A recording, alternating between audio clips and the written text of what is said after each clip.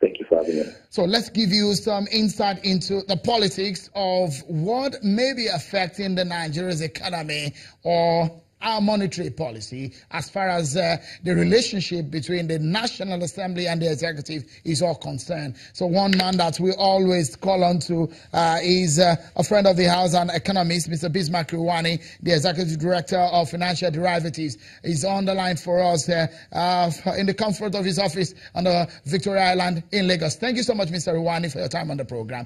So if you give us a clarity of what this means for the Nigerian economy, if MPC cannot conduct their meeting because they cannot form quorum, and also the budget perhaps is having these hitches because they say MDAs are not, some MDAs are not showing up for the defense of their budget. Are we in trouble? Yes, we are in trouble, actually. The truth is that the budget is 5% of GDP. It's about 8 trillion naira, right? And that is in limbo. The Monetary Policy Committee has not met for 5 months. The last meeting was sometime in November last year. And we are going into April, and there's no quorum. So what we are saying is that must we get to a crisis before the National Assembly and the presidency can come to some kind of agreement on when to meet? Why didn't they meet in December? Why didn't they meet in January? Why are they meeting now? Right? But anyway, they say it's better late than never. The truth is that what is at risk is very, very severe. And we need to take some steps to ensure that we can catch up, because the budget is for the whole of 2018. 1 quarter of 2018 is finished. The Monetary Policy Committee is unable to actually respond to the challenges of growth and monetary policy, inflation. They are unable to take steps because, to actually stimulate the economy with monetary policy instruments. All of this is being held back because of some squabbling between the executive and the National Assembly.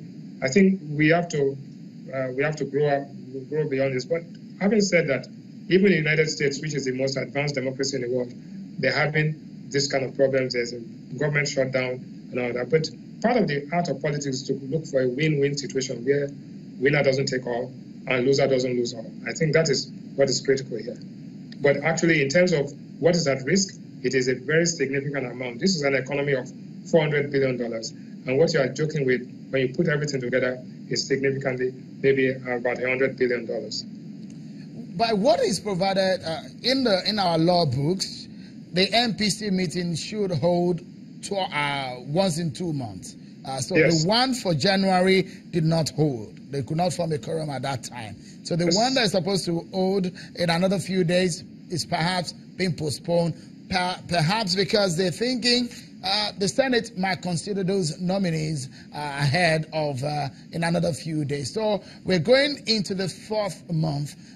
What exactly could be the implication, especially for a body that gives a policy statement and stands on our economy, on the monetary policy, could not do that?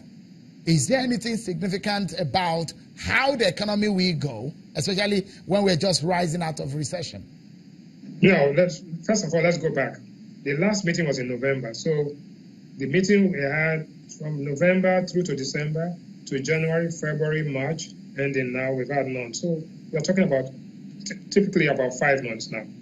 Secondly, the consequence of not having this meeting, we're lucky that in these 5 months that the price of oil has been high, production has been stable, there have been inflow of foreign exchange. We drew down on our euro bond, so our reserves have increased, inflation has declined, growth has been stable. So there has been no need to respond to crisis.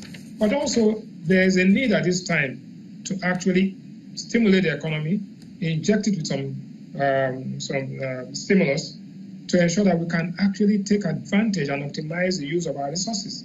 All of this has been kept on hold.